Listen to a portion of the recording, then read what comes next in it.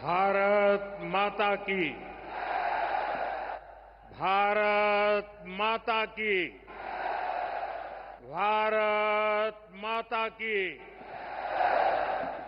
थाने सगळाने राम राम। राजस्थान के राज्यपाल हरिभाऊ बागड़े जी, यहां के लोकप्रिय मुख्यमंत्री श्रीमान भजनलाल जी, पूर्व मुख्यमंत्री बहन वसुंधरा राजे जी, केंद्रीय कैबिनेट के मेरे साथी अश्विनी वैष्णव जी, अर्जुन राम मेघवाल जी, राजस्थान की उप मुख्यमंत्री दिया कुमारी जी, प्रेमचंद जी, राजस्थान सरकार के अन्य मंत्रीगण, संसद में मेरे साथी मदन राठौड़ जी, अन्य सांसद और विधायकगण और मेरे प्यारे भाई और बहनों, आप सभी यहां इतनी विशाल संख्या में आए हैं और इतनी भयंकर गर्मी के बीच, और आज इस कार्यक्रम से देश के 18 राज्य और केंद्र शासित प्रदेशों से भी लाखों लोग ऑनलाइन आज यहां हमारे साथ जुड़े हैं। अनेक राज्यों के राज्यपाल, मुख्यमंत्री, लेफ्टिनेंट गवर्नर, अन्य जनप्रतिनिधि आज हमारे साथ हैं।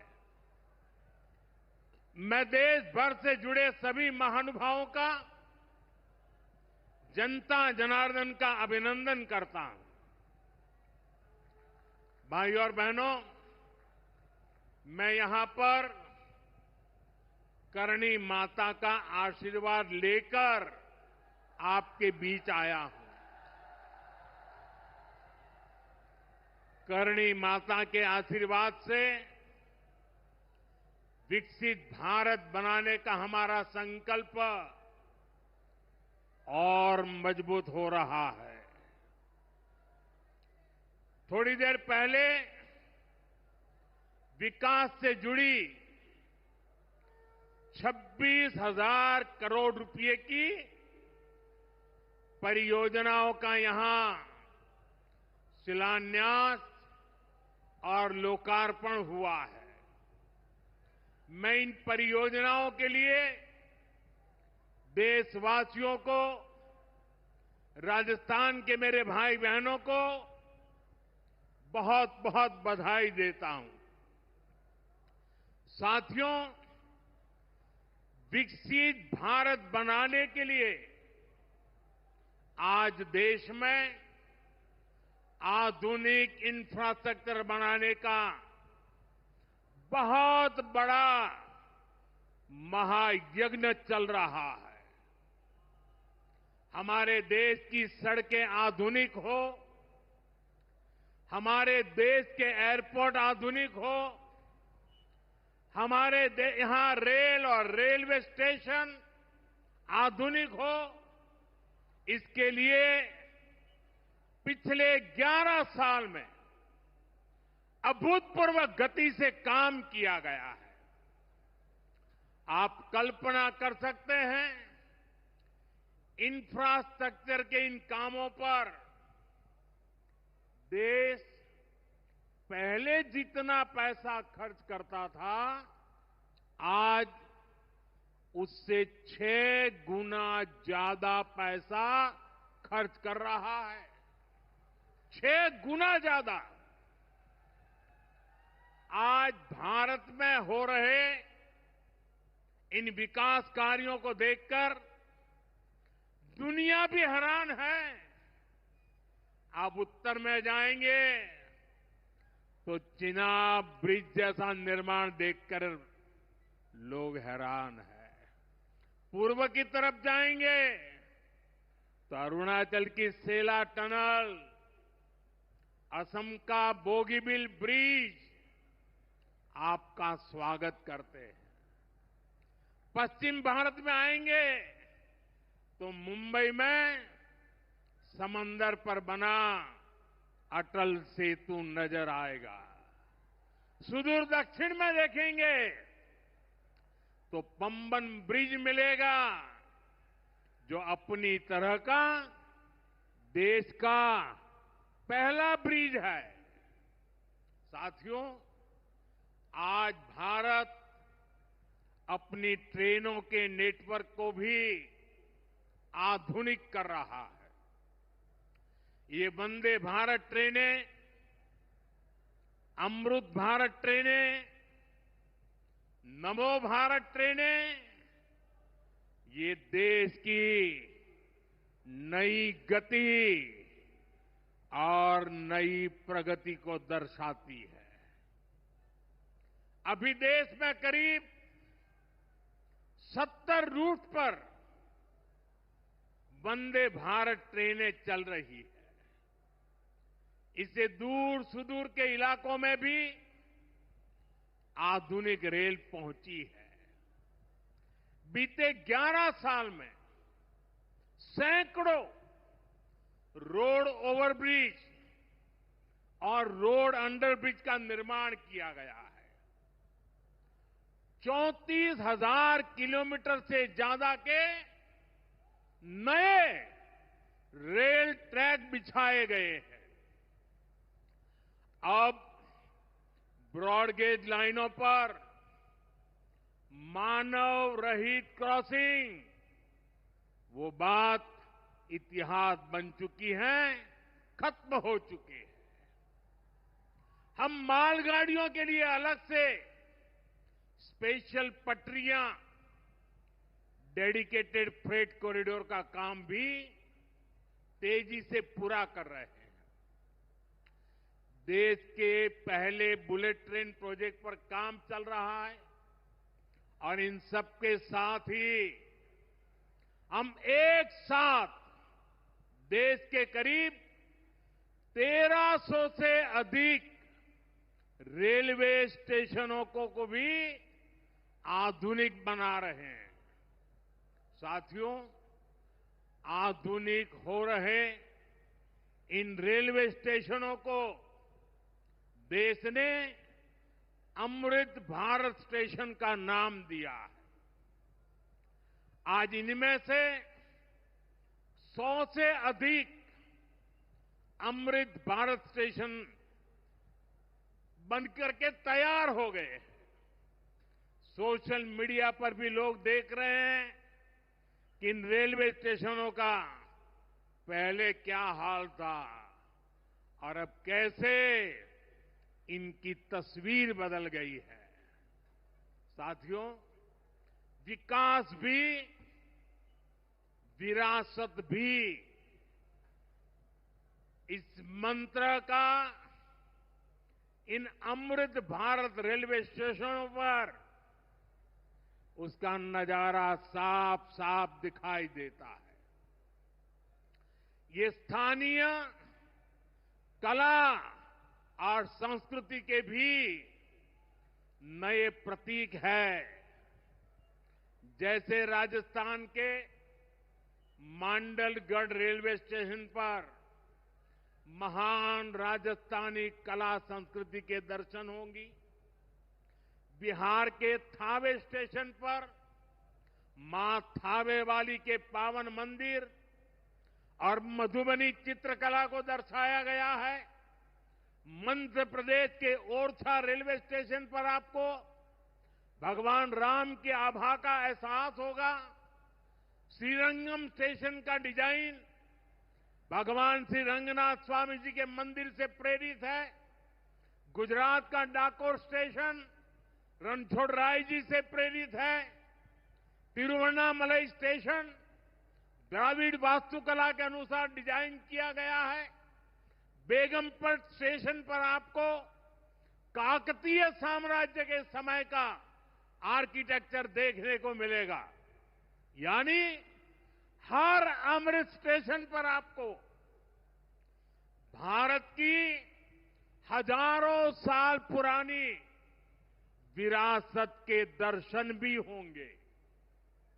ये स्टेशन हर राज्य में टूरिज्म को भी बढ़ावा देने के माध्यम बनेंगे, नौजवानों को रोजगार के नए मौके देंगे। और मैं उन शहर के नागरिकों को, रेलवे में यात्रा करने वाले पैसेंजर से प्रार्थना करूंगा, ये सारी संपत्ति के मालिक आप हैं। कभी भी वहां गंदगी न हो, इस संपत्ति का नुकसान न हो, क्योंकि आप उसके मालिक हैं। साथियों, इंफ्रास्ट्रक्चर बनाने के लिए जो पैसा सरकार खर्च करती है, वो रोजगार भी बनाता है, व्यापार कारोबार भी बढ़ाता है। जो हजारों करोड़ रुपए सरकार लगा रही है, ये पैसा मजदूर की जेब में जा रहा है, ये दुकानदार को मिल रहा है, दुकान और फैक्ट्री में काम करने वाले लोगों को मिल रहा है। रेत, बजरी, सीमेंट, ये सारी चीजें ढोने वाले ट्रक, टेम्पो चलाने वालों को भी इससे फायदा होता है। और जब ये इंफ्रास्ट्रक्चर बनकर तैयार हो जाता है, तो फिर अनेक गुना और फायदे होते हैं। किसान की उपज कम कीमत में बाजार तक पहुंचती है, वेस्टेज कम होती है, जहां सड़कें अच्छी होती हैं, नई ट्रेनें पहुंचती हैं, वहां नए उद्योग लगते हैं, पर्यटन को बहुत बढ़ावा मिलता है। यानी इंफ्रास्ट्रक्चर पर लगने वाले पैसे से हर परिवार का, खास तौर पर हमारे नौजवानों का सबसे अधिक फायदा होता है। साथियों, इंफ्रास्ट्रक्चर पर जो काम हो रहा है, उसका हमारे राजस्थान को भी बड़ा लाभ मिल रहा है। आज राजस्थान के गांव-गांव में अच्छी सड़कें बन रही हैं, बॉर्डर के इलाकों में भी शानदार सड़कें बन रही हैं। इसके लिए बीते 11 साल में अकेले राजस्थान में करीब 70,000 करोड़ रुपए खर्च किए गए हैं। राजस्थान में रेलवे के विकास के लिए भी केंद्र सरकार इस साल करीब 10,000 करोड़ रुपए खर्च करने जा रही है। ये 2014 से पहले की तुलना में 15 गुना अधिक है। अभी थोड़ी देर पहले ही यहां से मुंबई के लिए एक नई ट्रेन को हरी झंडी दिखाई गई है। आज ही कई इलाकों में स्वास्थ्य, जल और बिजली से जुड़ी योजनाओं का शिलान्यास और लोकार्पण हुआ है। इन सारे प्रयासों का लक्ष्य है हमारे राजस्थान के शहर हो या गांव तेजी से उन्नति की ओर बढ़ सके। राजस्थान के युवाओं को उनके शहर में ही अच्छे अवसर मिल सके। साथियों, राजस्थान के औद्योगिक विकास के लिए भी डबल इंजन सरकार तेजी से काम कर रही है। अलग अलग सेक्टर्स के लिए यहां भजनलाल जी की सरकार ने नई औद्योगिक नीतियां जारी की है। बीकानेर को भी इन नई नीतियों का लाभ मिलेगा।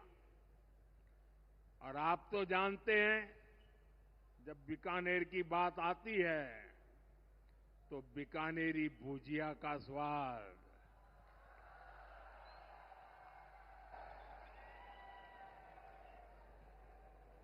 और बीकानेरी रसगुल्लों की मिठास,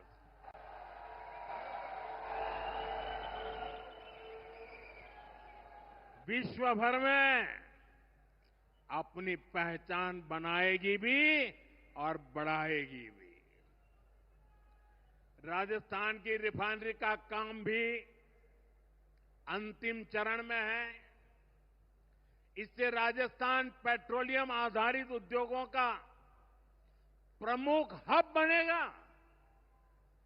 अमृतसर से जामनगर तक जो 6 लेन का इकोनॉमिक कॉरिडोर बन रहा है, वो राजस्थान में श्रीगंगानगर, हनुमानगढ़, बीकानेर, जोधपुर, बाड़मेर और जालोर से गुजर रहा है। दिल्ली मुंबई एक्सप्रेसवे का काम भी राजस्थान में लगभग पूरा हो गया है। कनेक्टिविटी का यह अभियान राजस्थान में औद्योगिक विकास को नई ऊंचाई पर ले जाएगा। साथियों, राजस्थान में पीएम सूर्यघर मुफ्त बिजली योजना भी तेजी से आगे बढ़ रही है। इस योजना से राजस्थान के 40,000 से ज्यादा लोग जुड़ चुके हैं। इससे लोगों का बिजली बिल 0 हुआ है और लोगों को सोलर बिजली पैदा करके कमाई का नया रास्ता भी मिला है। आज यहां बिजली से जुड़े कई प्रोजेक्ट का शिलान्यास और लोकार्पण हुआ है।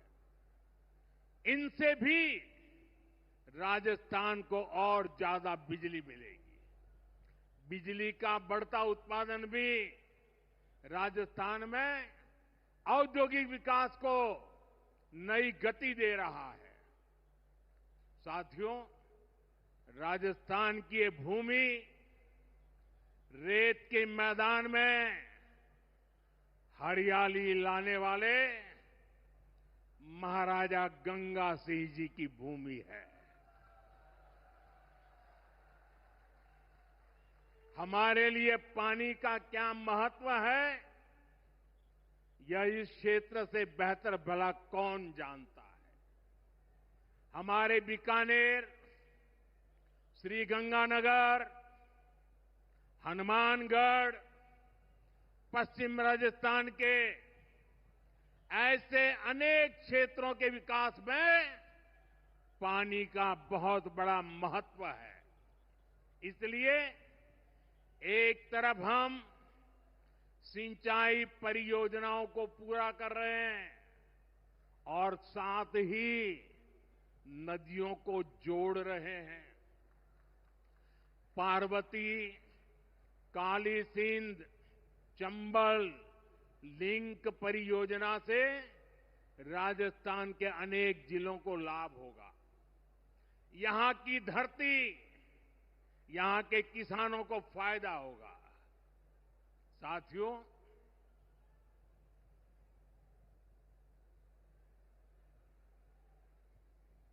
राजस्थान की ये वीर धरा हमें सिखाती है कि देश और देशवासियों से बड़ा और कुछ नहीं। 22 अप्रैल को आतंकवादियों ने धर्म पूछकर हमारी बहनों की मांग का सिंदूर उजाड़ दिया था।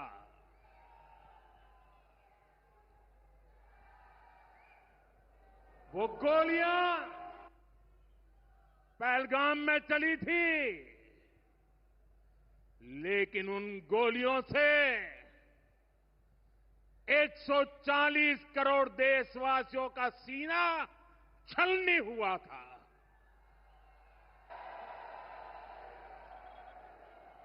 इसके बाद हर देशवासी ने एकजुट होकर संकल्प लिया था कि आतंकवादियों को मिट्टी में मिला देंगे, उन्हें कल्पना से भी बड़ी सजा देंगे। आज आपके आशीर्वाद से, देश की सेना के शौर्य से हम सब उस प्रण पर खरे उतरे हैं। हमारी सरकार ने तीनों सेनाओं को खुली छूट दे दी थी।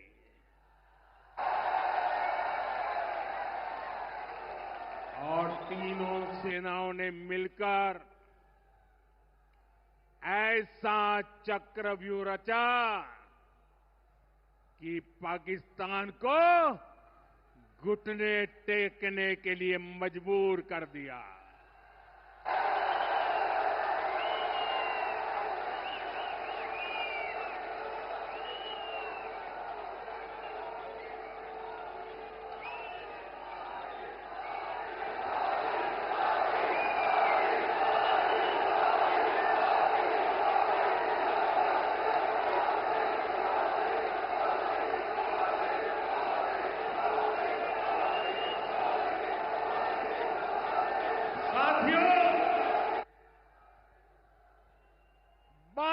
तारीख के हमले के जवाब में हमने 22 मिनट में आतंकियों के 9 सबसे बड़े ठिकाने तबाह कर दिए।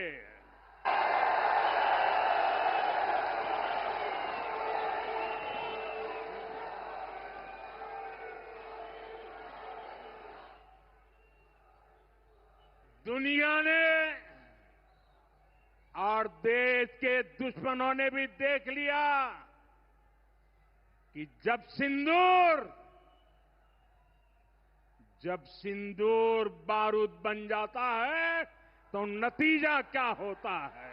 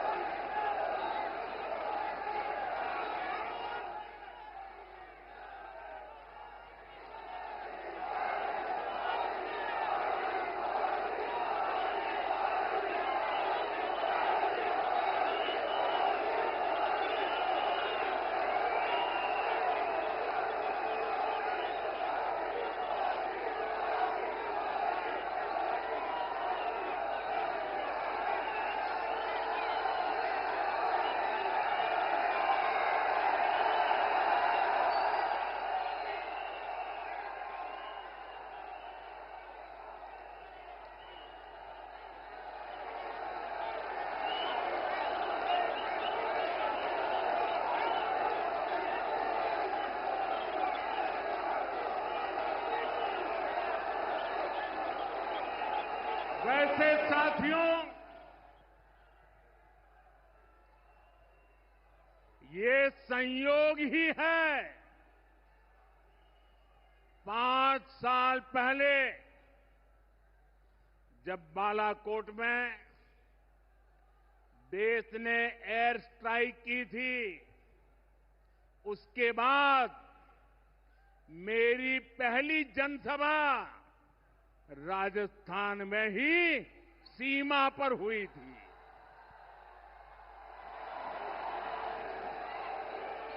वीर भूमि का ही ये तप है कि ऐसा संयोग बन जाता है। अब इस बार जब ऑपरेशन सिंदूर हुआ तो उसके बाद मेरी पहली जनसभा फिर यहां वीरभूमि राजस्थान की सीमा पर बीकानेर में आप सभी के बीच हो रही है।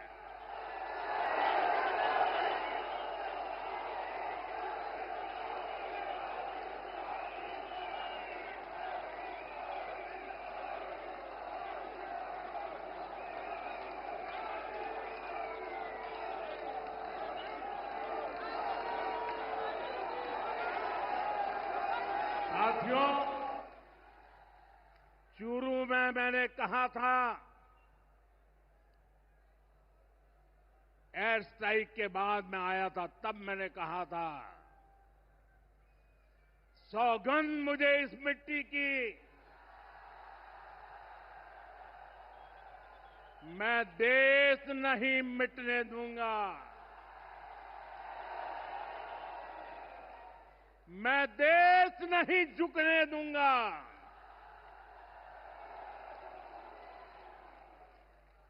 आज मैं राजस्थान की धरती से देशवासियों से बड़ी नम्रता के साथ कहना चाहता हूं, मैं देश के कोने कोने में जो तिरंगा यात्राओं का हुजूम चल रहा है,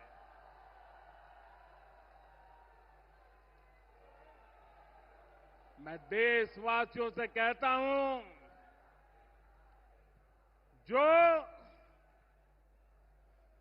जो सिंदूर मिटाने निकले थे,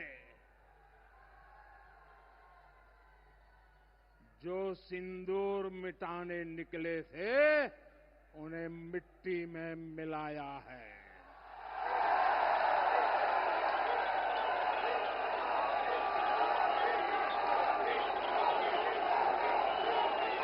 जो हिंदुस्तान का लहू बहाते थे, जो हिंदुस्तान का लहू बहाते थे, आज कतरे कतरे का हिसाब चुकाया है।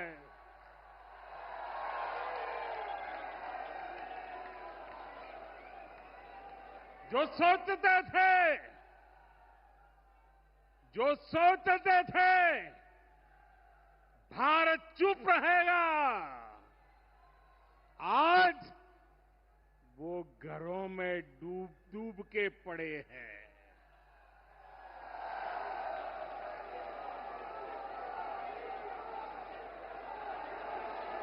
जो अपने हथियारों पर घमंड करते थे, जो अपने हथियारों पर घमंड करते थे, आज वो मलबे के ढेर में दबे हुए हैं।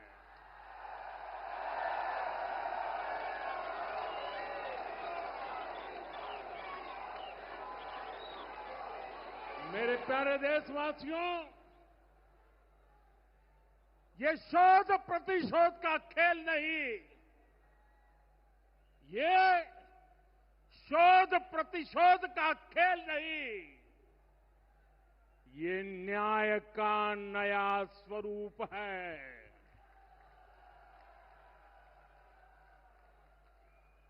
ये न्याय का नया स्वरूप है। ये ऑपरेशन सिंदूर है।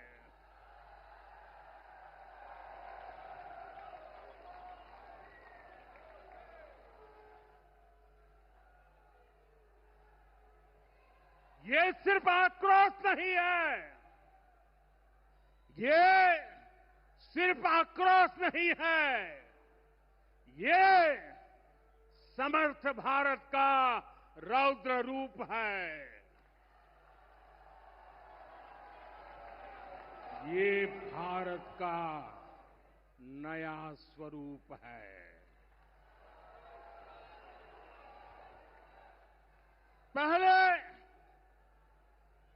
पहले घर में घुसकर किया था वार, पहले घर में घुसकर किया था वार, अब सीधा सीने पर किया प्रहार है।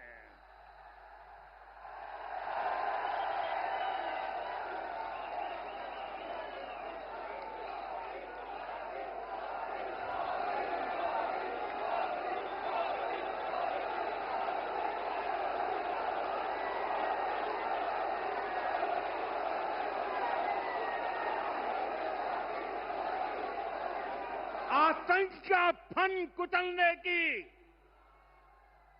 आतंक का फन कुचलने की यही नीति है, यही रीति है, यही भारत है, नया भारत है।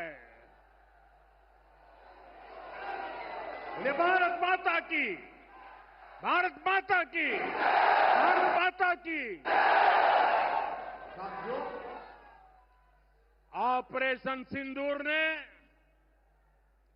आतंकवाद से निपटने के 3 सूत्र तय कर दिए हैं। पहला, भारत पर आतंकी हमला हुआ तो करारा जवाब मिलेगा। समय हमारी सेनाएं तय करेगी, तरीका भी हमारी सेनाएं तय करेगी और शर्तें भी हमारी होगी। दूसरा, एटम बम की गीदड़ बप्तियों से भारत डरने वाला नहीं है। और तीसरा, हम आतंक के आकाओं और आतंकी सरपरस्त सरकार को अलग अलग नहीं देखेंगे, उन्हें अलग अलग नहीं देखेंगे, उन्हें एक ही मानेंगे। पाकिस्तान का ये स्टेट और नॉन स्टेट एक्टर वाला खेल अब नहीं चलेगा। आपने देखा होगा, पूरी दुनिया में पाकिस्तान की पोल खोलने के लिए हमारे देश के 7 अलग अलग प्रतिनिधिमंडल पूरे विश्व भर में पहुंच रहे हैं। और इसमें देश के सभी राजनीतिक दलों के लोग हैं, विदेश नीति के जानकार हैं, गणमान्य नागरिक हैं। अब पाकिस्तान का असली चेहरा पूरी दुनिया को दिखाया जाएगा। साथियों, पाकिस्तान भारत से कभी सीधी लड़ाई जीत ही नहीं सकता। जब भी सीधी लड़ाई होती है तो बार बार पाकिस्तान को मुंह की खानी पड़ती है। इसलिए पाकिस्तान ने आतंकवाद को भारत के खिलाफ लड़ाई का हथियार बनाया है। आजादी के बाद पिछले कई दशकों से यही चला आ रहा था। पाकिस्तान आतंक फैलाता था, निर्दोष लोगों की हत्याएं करता था, भारत में डर का माहौल बनाता था। लेकिन पाकिस्तान एक बात भूल गया, अब मां भारती का सेवक मोदी यहां सीना तान कर खड़ा है।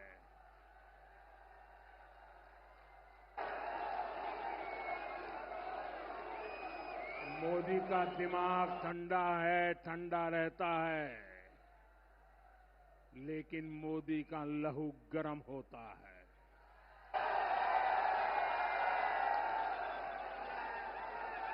और अब तो मोदी की नसों में लहू नहीं, गरम सिंदूर बह रहा है।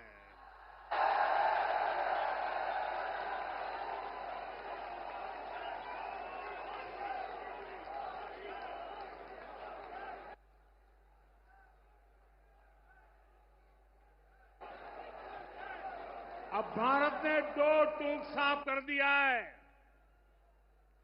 हर आतंकी हमले की पाकिस्तान को भारी कीमत चुकानी पड़ेगी और ये कीमत पाकिस्तान की सेना चुकाएगी, पाकिस्तान की अर्थव्यवस्था चुकाएगी। साथियों, जब मैं दिल्ली से यहां आया तो बीकानेर के नाल एयरपोर्ट पर उतरा। पाकिस्तान ने इस एयरबेस को भी निशाना बनाने की कोशिश की थी, लेकिन वो इस एयरबेस को रत्ती भर भी नुकसान नहीं पहुंचा पाया। और वहीं यहां से कुछ ही दूर सीमा पार पाकिस्तान का रहीम यार खान एयरबेस है। पता नहीं आगे कब खुलेगा। आईसीयू में पड़ा है। भारत की सेना के अचूक प्रहार ने इस एयरबेस को तहस नहस कर दिया है। साथियों, पाकिस्तान के साथ न ट्रेड होगा न टॉक। अगर बात होगी तो सिर्फ पाकिस्तान के कब्जे वाले कश्मीर की, पीओके की। और अगर पाकिस्तान ने आतंकियों को एक्सपोर्ट करना जारी रखा तो उसको पाई पाई के लिए मोहताज होना होगा। पाकिस्तान को भारत के हक का पानी नहीं मिलेगा। भारतीयों के खून से खेलना पाकिस्तान को महंगा पड़ेगा। ये भारत का संकल्प है और दुनिया की कोई ताकत हमें इस संकल्प से टिका नहीं सकती है।